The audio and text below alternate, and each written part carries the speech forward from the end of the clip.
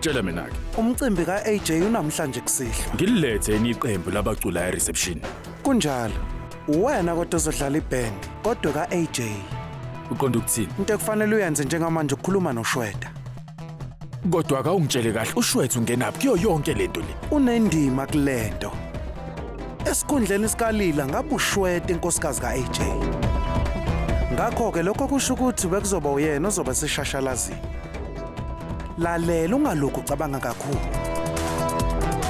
Into ekufanele ukuthi uyenze ukungilalela.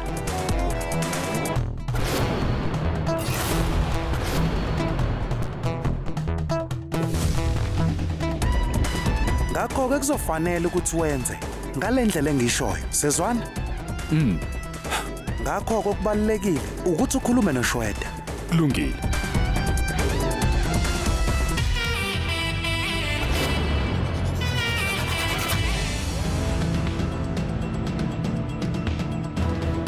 AJ, kuzokwenzakalani makuthiwa iqhinga lami aliphumeleli?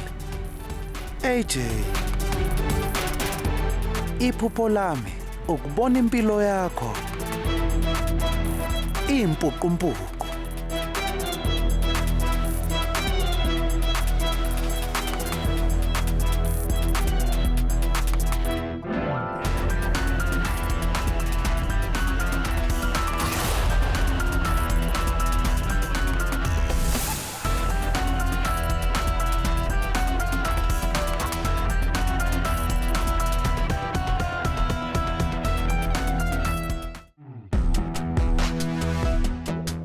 Uma nje wena ungavuma ukushada uAJ.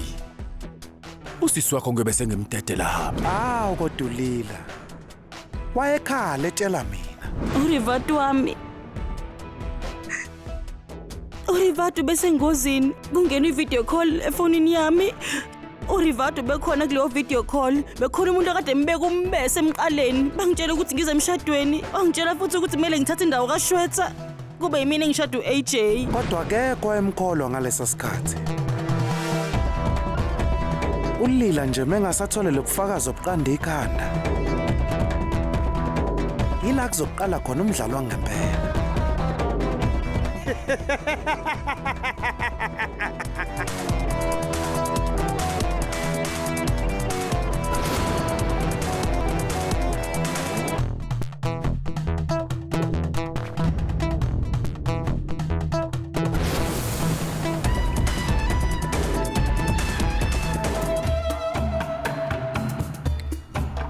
Ngibizelwe la.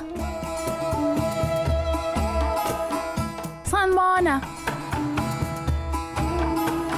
Ngabe ukhona umuntu la? Siyakwamukela. Shweta siyakwamukela. Ungahlala phansi. Cha ngiyabonga. Kungani ngempela ungibizelelana? Noma ufuna uzobukisa ngami futhi uzongihlaza futhi? Cha. Angikubizelanga lana ukuthi uzothukwa. Ngikubizele lana ukuthi uzothola ubulungiswa. Kanjani? Shweta, emva kwayo yonke lento enza kwele kwena. Ngabe ugogo noma uAJ khona abayishilo kuwena? Noma ke baxolisile kuwena? Abakwenzanga? Ngicela ukuthi ungikhohle. Okungenani bekumele ukuthi nje baxolise bazalini bami ayikumina. Ngempela. Abakwenzanga nokwenza lokho. Shwethu uyabona ngikutshele. Abantu abacebile bayafana bonke. Abakubona ukubaluleka kwabantu abanjengathi. Ukuceba kwenza ukuthi bayithwale. Bacabanga ukuthi yonke into kumele kube yabo. Abantu abanemali bacabanga ukuthi yonke into kumele kube yabo. Hayi, into abanendaba nabo isithunze sabo nezinga labo ukuthi abantu bababheka kanjani nje bona. Manje Shweta sengiyabona. Ngitshela imbandela yakho nembandela yabazali bakho. Ihlobo zakho nomakhelwane bakho kufuze bakhulume kabi ngawe. Angifuni nokucabanga. Kodwa ke manje Shweta, isikhathi sokuthi usiphinzelele.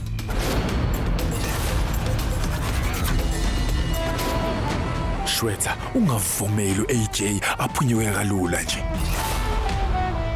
Yabona, leya ndoda ayikubonanga ukubaleka kwemizwa yakho. Ungenzi nawe into efana naleyo.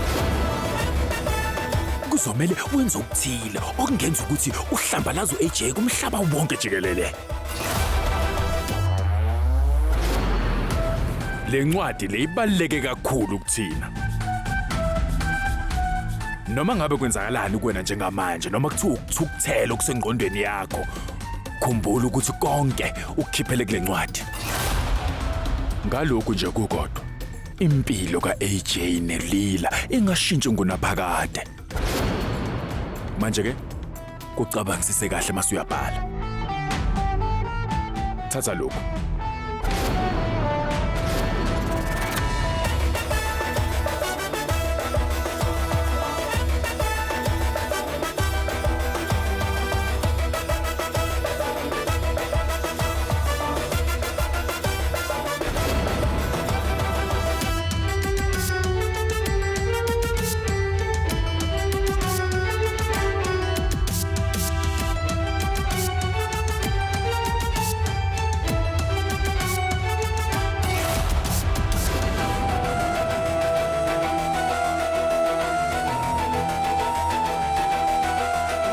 Bhala konke. Kumele sisiphinzelela angithi. Bhala.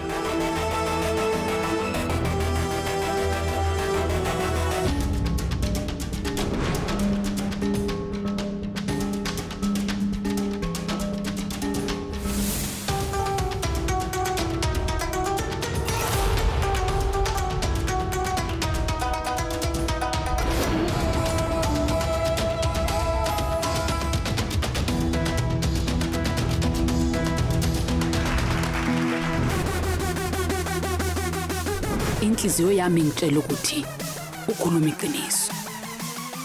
Abantu bangasho noma yini. Mina ngiyakwamkela njengomakoti wami.